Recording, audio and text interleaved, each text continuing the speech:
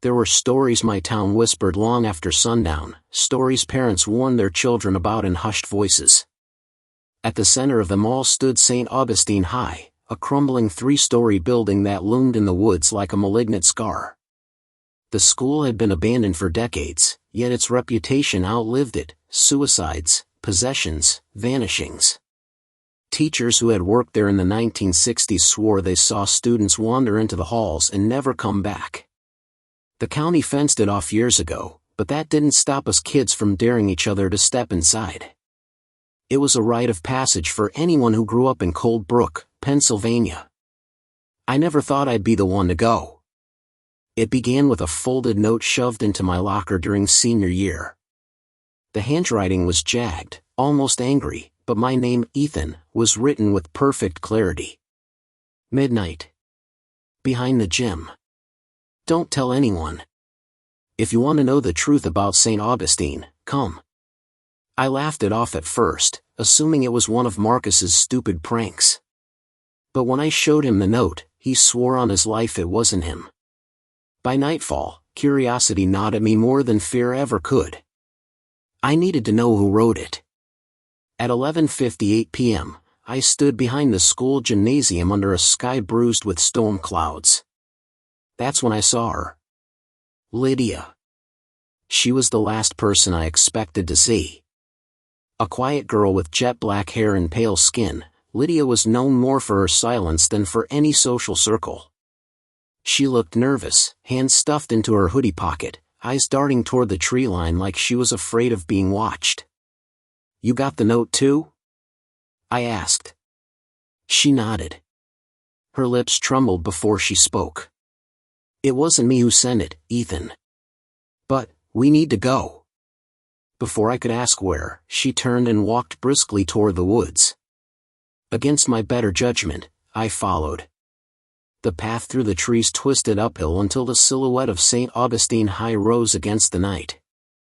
It looked worse than I remembered, windows blackened, roof sagging like a broken spine, walls covered in ivy that clung to the stone like veins. The chain-link fence meant to keep people out was slashed open, as if someone, or something, had been waiting for us. "Lydia, what the hell are we doing here?" I whispered. She stopped, her eyes wide with something between awe and terror. "My brother disappeared here last year." My breath hitched. I remembered.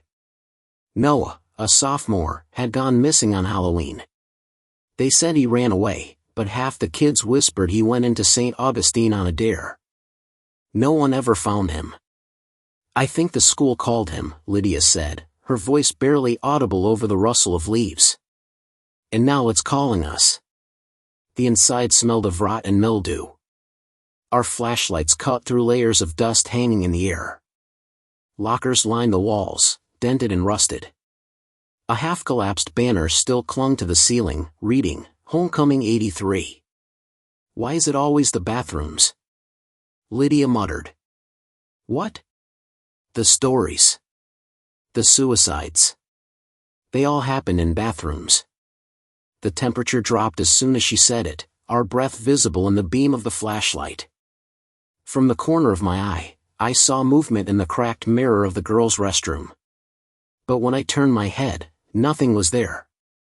We pressed deeper into the school, each hallway stretching impossibly long, as if the building itself had grown since we stepped inside.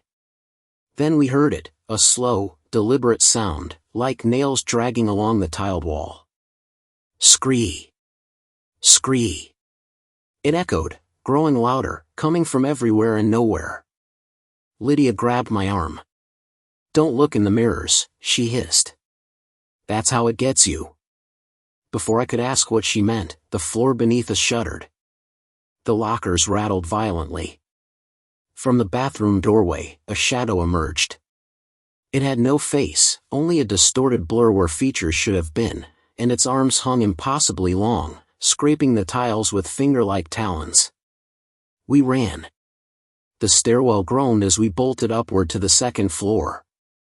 Every step felt like it could collapse under our weight, but adrenaline pushed us on. Lydia yanked me into an old classroom, slamming the door shut behind us.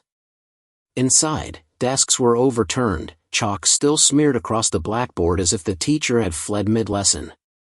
Written in faint, jagged letters, barely visible under the flashlight's glow, were words that made my blood turn to ice. "He lives in the mirrors." Before I could react, the mirror at the back of the classroom shimmered. It was cracked, its surface rippling like water. My reflection blinked, out of sync.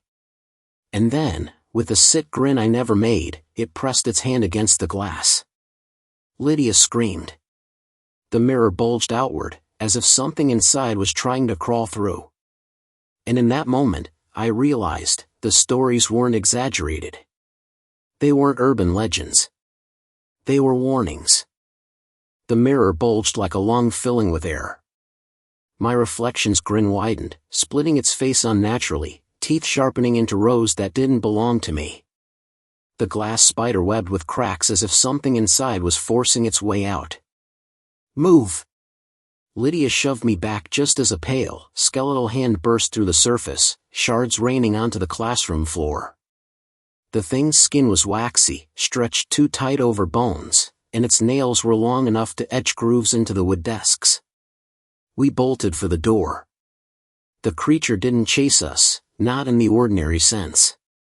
Instead, its body slithered back into the mirror, and a heartbeat later, the glass window of the classroom door rippled.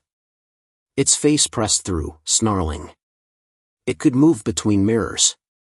The realization clawed at my stomach as Lydia yanked me into the hallway.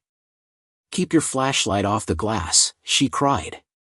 Every surface reflected something: trophy cases, classroom windows, even the sheen of polished tile. As we ran, distorted versions of us kept pace in the reflections. Some looked normal. Others weren't. One grinned like a predator. Another bled from the eyes. One reflection of Lydia trailed behind, holding a hand not to me, but to some unseen figure in the darkness. "I shouldn't have brought you," she whispered between breaths. "It doesn't want me. It wants you." Her words hit me harder than the icy air clawing my lungs. "What are you talking about?" "My brother," she said. "He saw it too. He said the school chose people. It marked them." We burst into the library. Dust choked the air, and rows of bookshelves towered above like silent guards. In the center of the room was an old study table, littered with moldy textbooks. But what caught my eye was the mirror leaning against the far wall. It wasn't broken like the others. It was pristine, polished, glowing faintly as though it were alive. Inside the reflection, we weren't in the library. We were in a bathroom. Stalls stretched endlessly behind our mirrored selves, and in one of them, a pair of pale feet dangled, swaying. Lydia's flashlight shook in her hand. "That's where that's where they found his shoes." I wanted to leave, to drag her back through the hall and out into the woods. But the longer I looked, the harder it was to move. My reflection smiled, not like a predator this time, but warmly, comfortingly. It beckoned. "Don't," Lydia snapped, grabbing my wrist. "That's how it lures you." The mirror pulsed. From behind us, faint whispers filled the room. Hundreds of voices overlapping, hissing, laughing. The books on the shelves trembled, some falling open as though unseen hands flipped through their pages. Dust swirled upward in violent spirals. And then the mirror figure of me leaned close to the glass and whispered one word. "Stay." The glass cracked, the sound sharp as gunfire. We tore out of the library, the whispers chasing us down the hall. My heart slammed against my ribs so hard I thought it would burst. Somewhere above, the floorboards groaned with heavy footsteps. Not ours. The second-floor corridor split in two directions. Lydia pointed left, but before we could move, every locker door along the right hall swung open at once, slamming violently. From within the dark interiors, pale faces emerged, dozens of them. Not students, not alive. Their eyes were hollow sockets, and their mouths hung open in silent screams. They staggered into the hallway, blocking the path. Lydia and I sprinted the other way, shoving through a half-collapsed door that led to the science labs. The air in here was foul, thick with chemical rot. Beakers and test tubes lay shattered on the floor. On one chalkboard, written in streaks that looked less like chalk and more like dried blood, were the words, "He feeds." I doubled over, trying to catch my breath. Lydia pressed her back against the wall, eyes darting. "It's stronger than I thought. It doesn't just haunt this place, it controls it." Something moved in the corner. A mirror shard from a broken microscope lens quivered, reflecting not us, but a boy standing motionless. His face pale, his lips blue. "Noah," Lydia whispered. The shard trembled harder until it launched across the room and embedded itself in the wall. Lydia staggered back, tears streaking her face. "It has him. It won't let him go." Before I could comfort her, the sound of nails scraping tile returned. That elongated shadow slid under the door and began to rise, forming a body against the wall.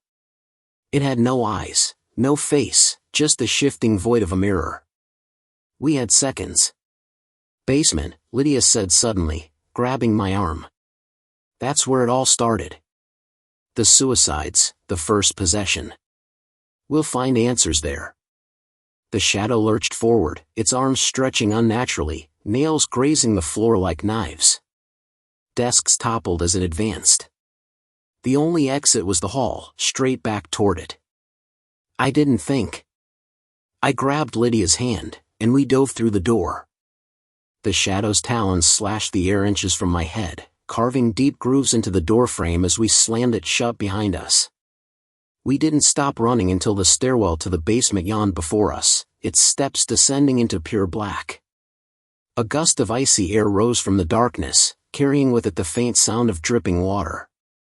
And beneath that, almost too soft to hear, was the sound of a voice whispering my name. "Ethan." The stairwell yawned before us like the throat of some buried beast, its air damp and suffocating. Each step downward groaned under our weight, the echo stretching too far, as though the stairwell was longer than it should have been. Our flashlights barely pierced the blackness, the beam swallowed by the dark like ink and water. "Ethan," the whisper returned, floating up from the basement floor. It wasn't my voice this time, it was Noah's. I had never heard him speak in life, but somehow I knew. My stomach lurched. Lydia gripped the railing with trembling hands. "That's him," she breathed. Her face looked hollow in the dim glow, eyes wide, pupils blown. "He's down here." I wanted to turn back. Every survival instinct screamed to run. But her desperation kept me rooted. If Noah was trapped here, if anyone was, maybe there was still a chance. At the bottom of the stairs, we entered a corridor of concrete walls slick with mildew. Rusted pipes ran overhead, dripping into puddles that rippled with every distant sound. Old light fixtures dangled from wires, but none held bulbs. The darkness here felt alive, coiling against our skin. We passed storage rooms with broken padlocks, their doors hanging open like gaping mouths. Inside were boxes of decayed uniforms, piles of dust-caked textbooks, and desks stacked like coffins. But it was the last door that made my blood turn cold. Unlike the others, it wasn't rusted or broken. It was carved with strange, looping symbols burned deep into the wood, the grooves blackened as though scorched. A chain hung across it, snapped in the middle. Lydia reached for the handle. "Wait," I hissed, grabbing her arm. "What if?" Before I could finish, the whispering surged, not from inside but from everywhere. Hundreds of voices chanting at once, rising and falling in an unholy rhythm. My flashlight flickered, dimmed, then steadied again. The door opened with a screech. Inside was a wide chamber, larger than the school itself should have allowed.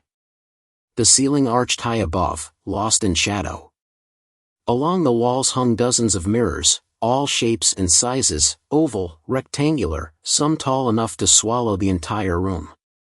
Their surfaces gleamed with unnatural light, showing not our reflections but endless hallways, bathrooms, staircases that stretched into forever.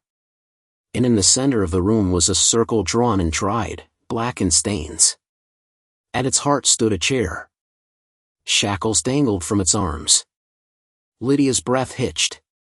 This is where they did it. Did what? She swallowed hard, her voice breaking. The possession rituals. The priests brought students down here. Said it was the only way to save them. But it wasn't. They weren't casting demons out. They were feeding them. The air thickened as if the room itself resented her words. The mirrors vibrated softly, humming like an orchestra tuning for a symphony. On the far wall, one mirror glowed brighter than the rest. Unlike the others, it didn't show the school. It showed a forest clearing, moonlight spilling through the trees. And standing there, swaying gently, was Noah. His face was pale, but his eyes were black voids. Lydia staggered toward it. Noah! It's me!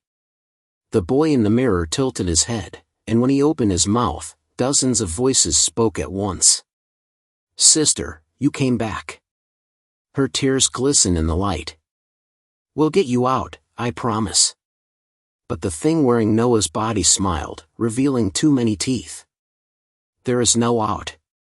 The circle on the floor pulsed. A rumble vibrated through the concrete. I grabbed Lydia, pulling her back, but it was too late.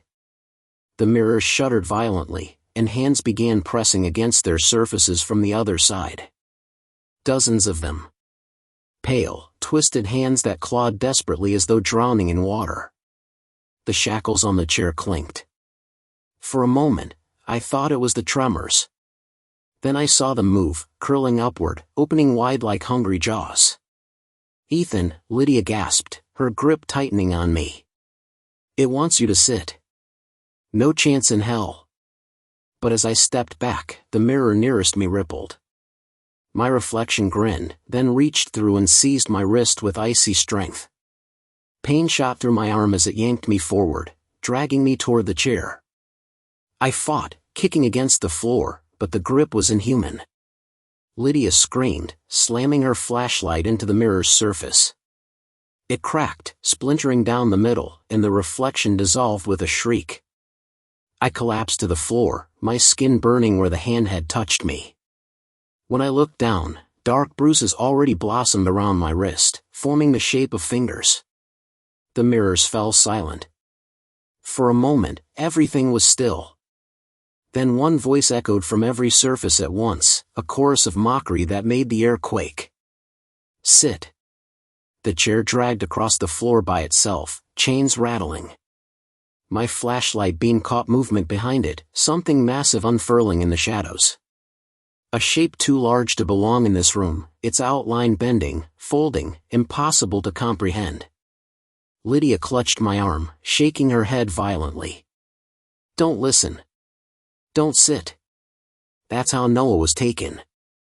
The voices grew louder, pressing against my skull, whispering promises, threats, truths I didn't want to know. The mirrors all reflected me now, dozens of Ethans, each bound to the chair, each screaming in silence. The circle on the floor glowed with a crimson light. And then I saw it, carved into the edge, hidden beneath layers of dust, was a single word etched again and again. Ethan. My legs went weak. They hadn't just chosen anyone. They had chosen me long before I ever set foot here. The crimson glow bled across the floor, painting the walls and the mirrors with pulsing veins of light. My name burned in every corner of the circle, scratched into the concrete as if hundreds of hands had carved it over and over again through the years. Lydia's grip on my arm was iron. It knew you'd come, she whispered. All this time, it was waiting. The shackles clinked as the chair slid closer. The air thickened, heavy as tar, pressing down on my lungs.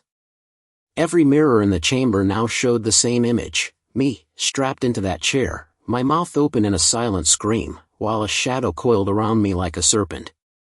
I won't sit, I muttered, forcing the words past the weight crushing my chest. I don't care what it wants. But the voices in the mirrors hissed back, overlapping until they became one hideous command. You will. The ground shuddered. The mirrors began to bleed, not blood, but black liquid, thick as oil, sliding down their surfaces in rivulets. Faces emerged in the ooze, mouths opening and closing, whispering in agony. Lydia pulled me back toward the door, but it slammed shut with a deafening bang. The handle twisted uselessly in her hands. It's locked. The shadows behind the chair began to solidify. At first, I thought it was a man, tall and thin. But the longer I stared, the less human it became. Its limbs bent at impossible angles, and its face, or what should have been a face, shifted like smoke. When it spoke, the walls rattled. Sit, Ethan. You belong to me. Lydia screamed and hurled her flashlight at one of the mirrors. It shattered into shards, but instead of falling, the pieces hovered in the air, rotating slowly like planets around the sun. Each shard reflected a different horror, Lydia hanging from the ceiling by a noose, me bleeding from my eyes, Noah crawling on all fours with something inside him controlling every movement. The pieces spun faster, forming a jagged halo above the chair. The shadow thing stepped forward, its body taller now, stretching until its head nearly touched the unseen ceiling. We have to break the circle, Lydia said, her voice cracking. It's feeding on the ritual, feeding on you. I scanned the floor. The symbols were etched deep, blackened by time. My heart pounded. With what? My bare hands? Before she could answer, a figure appeared in one of the mirrors. Noah. He pressed his palms to the glass, eyes black voids. But this time, there was something else, something pleading behind the darkness. His lips moved silently, over and over. I couldn't hear the words, but I knew them. Run. The shadow lashed out. One of its arms shot forward, stretching across the room like liquid smoke. It slammed into Lydia, knocking her against the wall. She crumpled, coughing. I grabbed a piece of broken desk from the floor and swung it at the glowing symbols. The wood cracked, but the circle barely chipped. The ground hissed where I struck, smoke rising.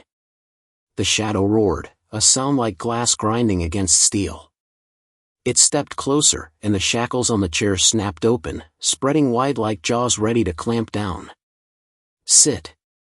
Lydia forced herself up, blood trickling from her forehead. Don't listen to it, Ethan.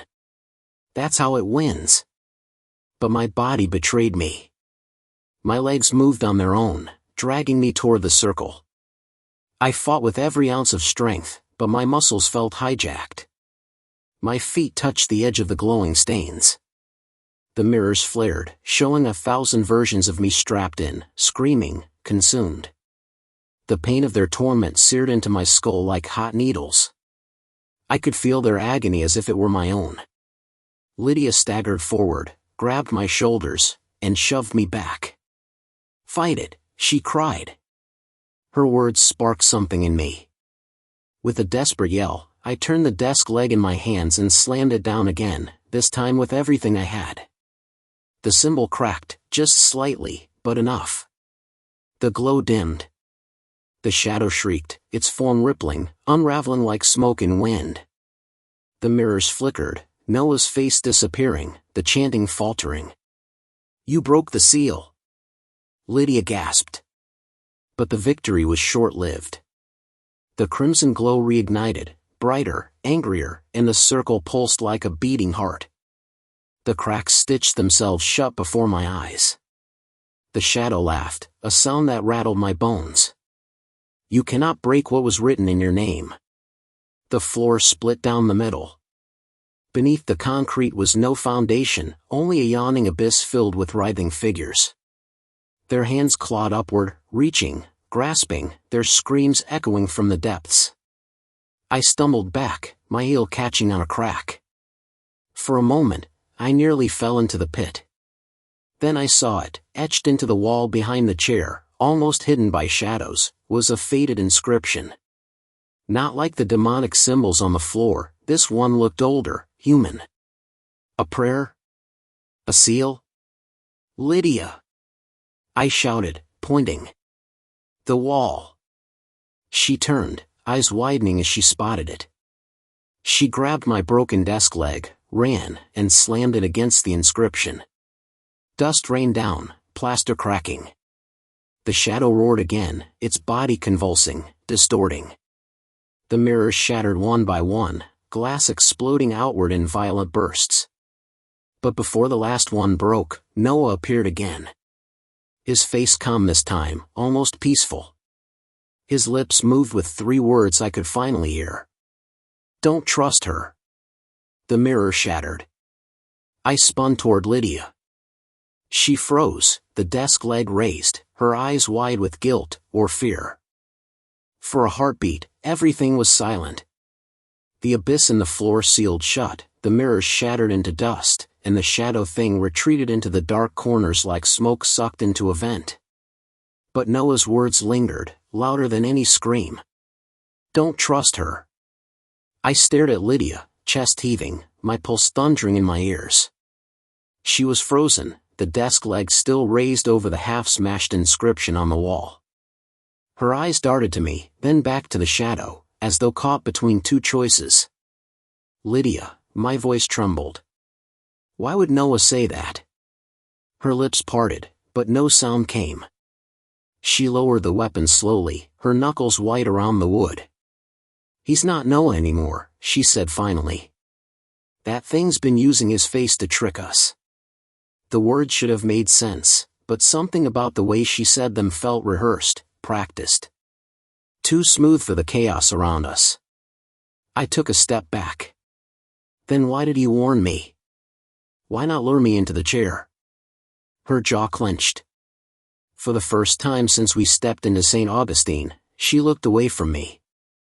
That was all the answer I needed. The silence broke with a sound like bones snapping. The shadow was returning, stretching itself along the walls, filling the chamber inch by inch. The chair rattled violently, its chains clinking in rhythm like a heartbeat. Ethan, listen to me, Lydia said, urgency in her tone. If you don't sit, it'll tear us both apart. That's what it does, it needs a vessel.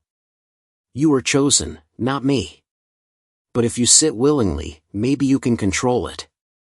Maybe you can stop it. Her eyes were glossy with tears. She looked so convincing, so desperate. But Noah's warning buzzed in my skull like static. Don't trust her. What aren't you telling me? I demanded. She flinched, her face pale. The shadows loomed closer, reaching for us, stretching claws of smoke and bone. Tell me. She swallowed hard. It doesn't want just you, Ethan. It wants a bloodline. My family has been tied to this place for generations. My brother, me, and now you. The truth hit me like ice water. Your family. My great-grandfather was the headmaster here, she admitted, her voice cracking. He started the rituals. The priests, the mirrors, it was him. My brother wasn't supposed to die, but he fought it. And now it's hungry again. The pieces clicked together, the note in my locker, the midnight summons, the way Lydia had guided me here step by step. You led me into this, I whispered. Tears spilled down her cheeks. I didn't want to, Ethan. But if I didn't, it would have taken someone else. Someone innocent. You, she choked on the words. You're strong. You can fight it. You can survive. My stomach turned. She hadn't come here to save Noah. She'd come to deliver me. The ground split again, but not into a pit this time. Instead, skeletal hands pushed through the cracks, dozens of them clawing upward. Their bodies dragged after, students in tattered uniforms, teachers with eyeless sockets, all thrashing and wailing as though drowning on dry land. The shadow loomed above them all, filling the chamber, a swirling storm of black limbs and faces that weren't faces. Sit.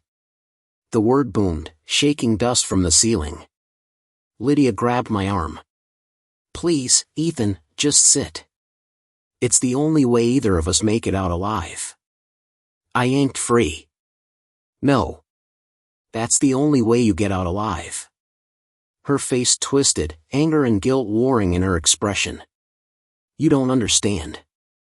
If it doesn't claim you, it'll claim me. Do you want that on your conscience? I almost laughed at the absurdity. You dragged me here, Lydia. That's already on my conscience. For the first time, her mask cracked. Her eyes went cold. Then I guess I picked right. The chair lurched forward on its own, scraping across the floor until it stopped inches from me. The shackles opened wide. The shadow towered, its voice a hiss of triumph. I turned toward the wall, toward the inscription Lydia had nearly smashed. My flashlight beam caught its faded letters again. Latin. I couldn't read it, but something inside me recognized it, like an echo buried deep in my bones. Get away from that. Lydia shrieked, lunging at me. I slammed my palm against the wall. The stone burned under my skin, white light flaring. The shadow screamed, recoiling. The chair snapped shut with a violent clang, as though denied its meal. Lydia fell to her knees, clutching her head. No, no, no. The light spread from the inscription, crawling across the cracks in the floor, wrapping the circle in a web of pale fire. The skeletal hands withdrew, shrieking as they sank back into the concrete. For a moment, hope surged. Maybe I had done it. Maybe the seal was holding. Then the shadow laughed. You cannot escape what you are. The mirrors, what few shards remained, flared back to life. And in every fragment, I saw the same reflection, me, but changed. My eyes black voids, my grin wide, my body shackled in the chair despite standing free. Lydia looked up at me with horror. Not because of the shadow. Not because of the mirrors. But because of me. Ethan, she whispered. It's already inside you. The chamber trembled as the mirrors flickered to life, shards glowing like embers. Each one showed me, dozens of versions, eyes black, mouth stretched in that monstrous grin. Chains bit into their wrists, though I was still standing free. Lydia's voice cracked, almost a whimper. It's too late. You're already his. My pulse thundered in my ears. No. I can fight it. But even as I said it, something moved beneath my skin, like cold fingers tracing my veins. My reflection wasn't lying. Every time I blinked, the world darkened a little more, like shadows leaking into my vision. The shadow loomed larger than ever, spreading across the ceiling, a writhing storm of limbs and mouths. Its voice thundered, shaking the stone walls. Your body is mine. Your name is mine. Your soul is mine. Lydia staggered to her feet, tears streaking her face. If you don't bind it, it'll spill out. Not just here. Everywhere. That's why my family made the pact, to contain it. To feed it one at a time. Her confession made my blood run cold. So that's it?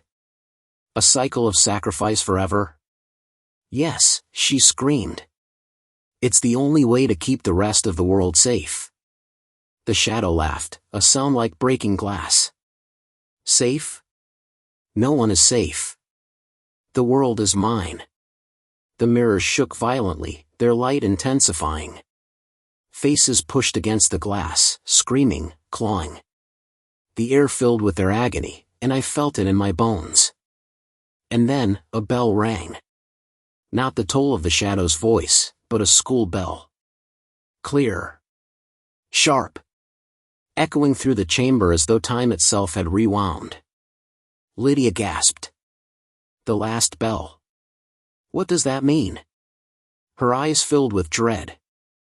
It means it's feeding time. The chair lurched toward me, its chains snapping open like jaws. The ground split again, and skeletal hands clawed upward, grasping for me. The shadows surged, pressing against my skin, slipping into my veins like smoke through cracks. I fell to my knees, clutching my head. Whispers swarmed my mind. Let go. Sit. Belong. I fought back, clinging to the one anchor I had left. Noah's warning. His face in the mirror, the way he had told me not to trust Lydia. He had fought and lost, but he hadn't wanted me to follow. I looked at Lydia. She stood there, trembling, torn between fear and hope, but there was something in her eyes, something resigned. She wanted me to sit. Not for me. Not even for the world. But because it would spare her. No, I rasped. I won't be your offering. Her face twisted. Then we all die. Maybe she was right. Maybe if I resisted, the thing would break loose, spilling out of St. Augustine into the world. But if I gave in, if I sat, I'd be gone, and the cycle would continue forever. I had one chance. I staggered to the wall, pressing both palms against the inscription Lydia had nearly destroyed. My skin burned, seared by invisible fire, but I didn't let go. The chamber erupted with light. The shadow shrieked, its form twisting, unraveling. The chair split in two, its chains snapping like brittle twigs. The skeletal hands clawing from the floor withdrew, their wails echoing into the abyss. Ethan, stop! Lydia screamed. You'll kill us both. That's the point. I shouted back. The inscription blazed brighter, the light spilling into the cracks, racing along the floor, climbing the walls. Every mirror exploded, shards slicing through the air like razors. The shadow's roar filled the chamber as its body ripped apart, dissolving into smoke. For a moment, I thought I had won. But then the fire crawled up my arms. My skin blistered, black veins spreading beneath the surface. The whispers returned, louder, angrier, 1,000 voices clawing at my skull. Lydia's scream cut through the noise. It's taking you with it. I turned to her, my vision narrowing, the world consumed in red and black. Run.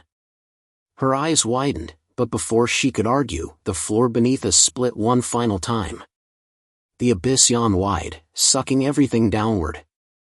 The mirrors, the rubble, the shadows, all torn into the void. And me with it. The last thing I saw before the darkness swallowed me was Lydia clinging to the stairwell doorframe, her face pale with horror as the chamber collapsed into itself. The last thing I heard was the school bell. Once. Twice. A final toll. They say St. Augustine finally crumbled after that night. The police called it structural collapse. No one ever found my body. But sometimes, when midnight falls and the hallways are quiet, students swear they hear the bell ringing. Not the one that signals classes, but the one that signals the end. And if they pass a mirror at just the wrong time, they say they see me. Shackled in the chair. Eyes black. Grinning. Still waiting.